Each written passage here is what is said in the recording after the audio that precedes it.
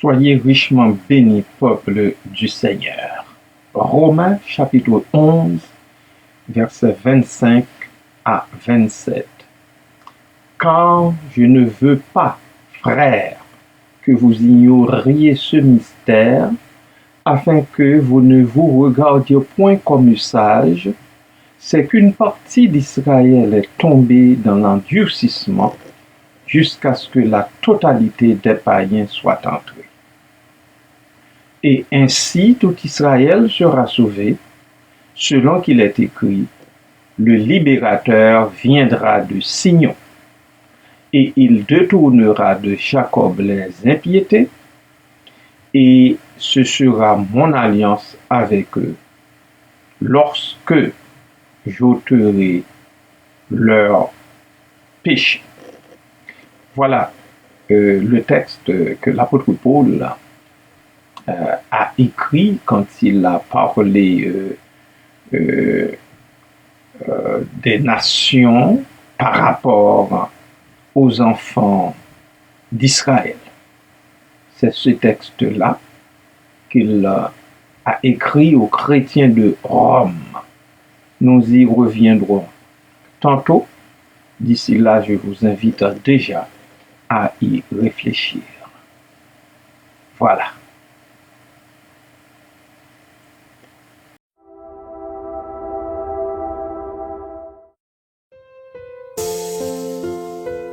Hallelujah. Yes. Hallelujah. Ton nom soit à jamais béni, Dieu d'amour, Dieu d'amour. Merci pour ton don infini, Dieu d'amour, Dieu d'amour. L'amour rayonne sur ta face, librement tu veux faire grâce. Pour nous ton cœur a de la place, Dieu d'amour, Dieu d'amour. Ton rôle d'angoisse est rempli, ô Sauveur, ô Sauveur. Par ta mort tout est accompli, ô Sauveur, ô Sauveur. Plus dévoué qu'un tendre frère, prenant sur toi notre misère. Tu nous ramènes à ton Père, ô Sauveur, ô Sauveur. Qui voudrait s'éloigner de toi à jamais, à jamais, et demeurer sans Dieu, sans foi, à jamais, à jamais. Acceptons. Alléluia.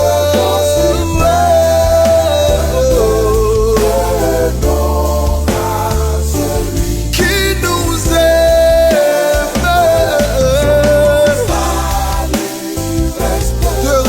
le même à jamais, à jamais.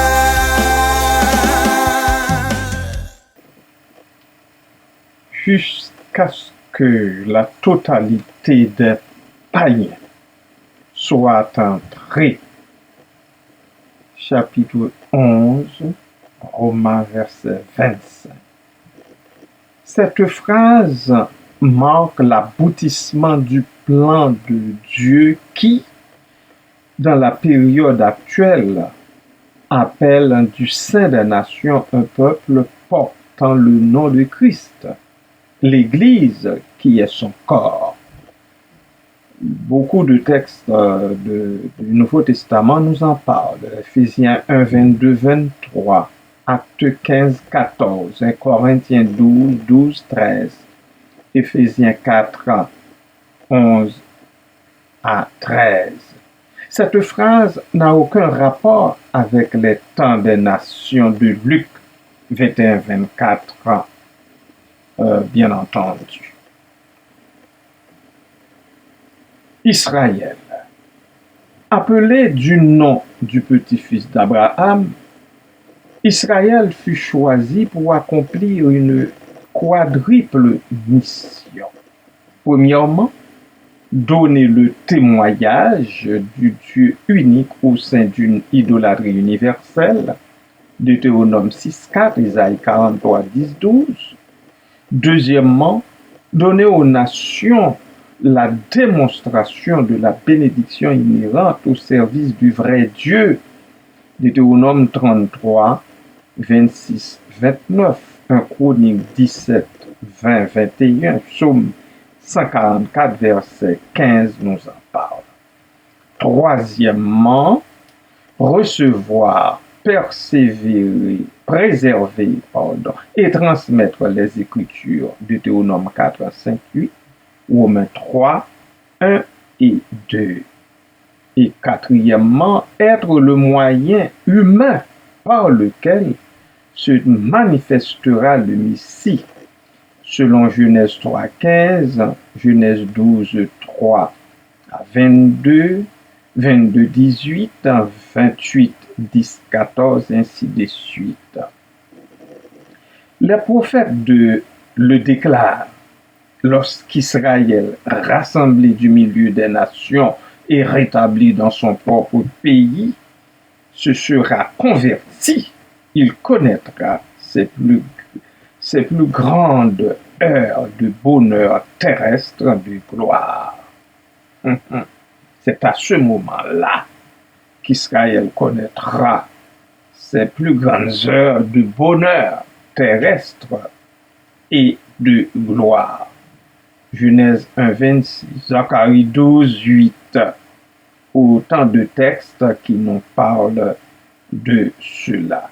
Alors, bien-aimés du Seigneur, quand l'apôtre dit ici en Romains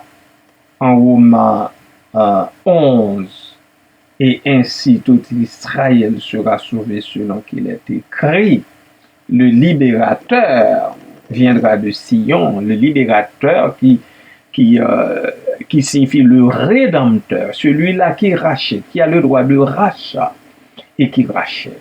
Et Christ, c'est lui qui a racheté au prix de son sang coulé.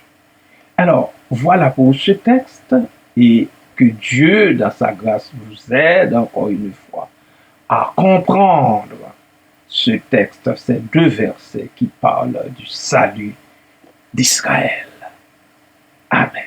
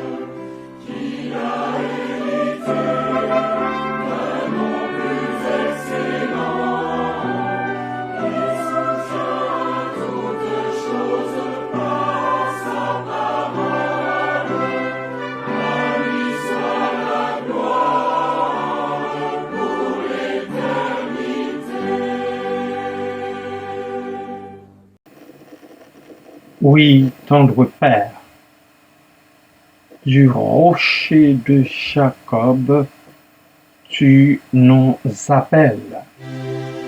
Tu nous appelles, tu nous prends, tu fais route avec nous. Merci Seigneur parce que tu t'es servi de ce peuple porte-flambeau pour arriver jusqu'à Christ afin de nous avoir, nous, les païens, pour toi. Merci Seigneur. Merci Jésus. Merci Seigneur. Je crois que l'apôtre l'a suffisamment bien dit en Romains 11, 25. Pour l'entrée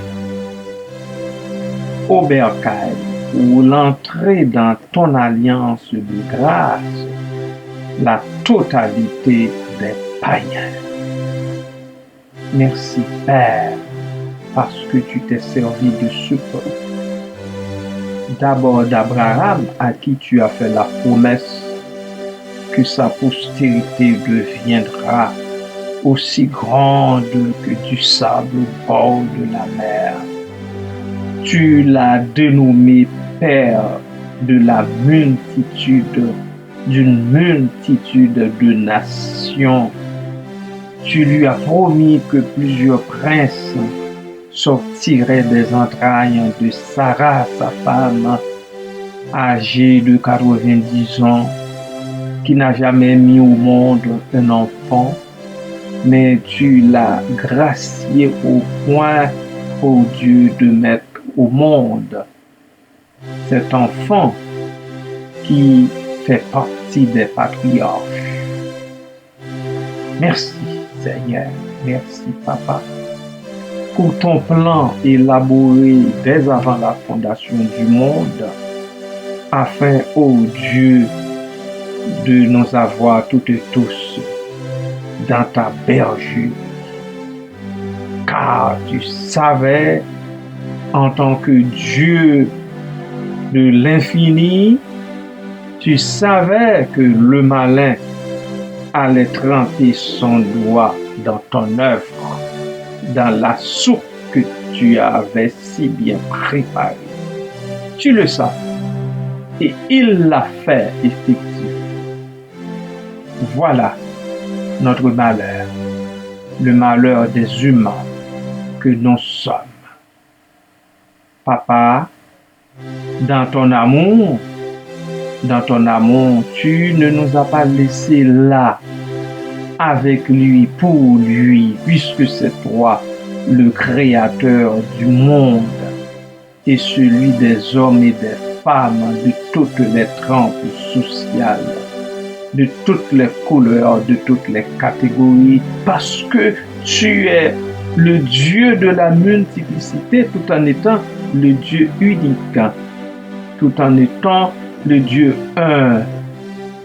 Tu aimes la diversité. Tu aimes la diversité. Tu es le Dieu de la diversité.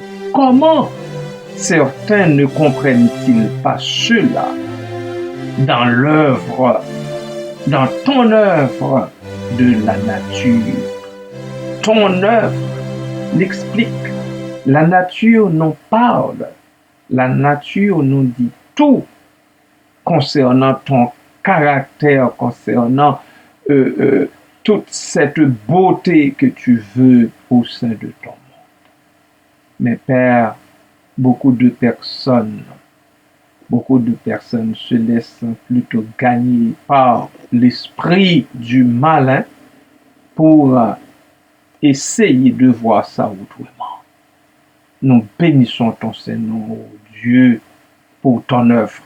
Nous bénissons ton Saint-Nom pour l'œuvre salvifique qui est accomplie en Jésus-Christ.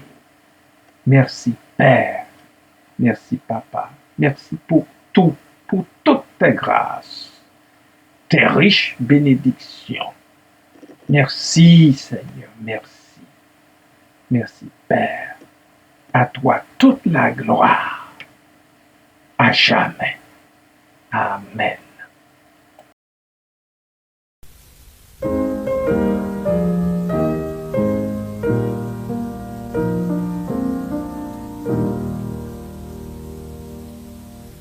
L'Éternel te bénisse, l'Éternel te bénisse et te garde, fasse lever la lumière de sa face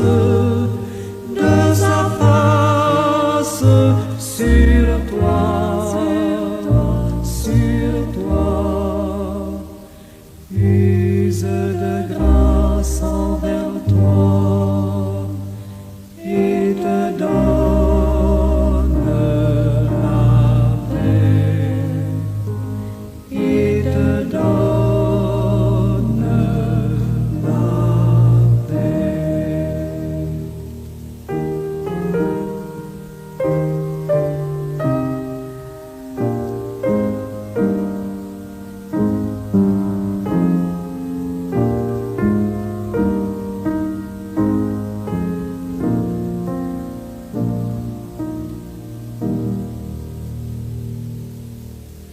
L'Éternel te bénisse, l'Éternel te bénisse et te garde, fasse lever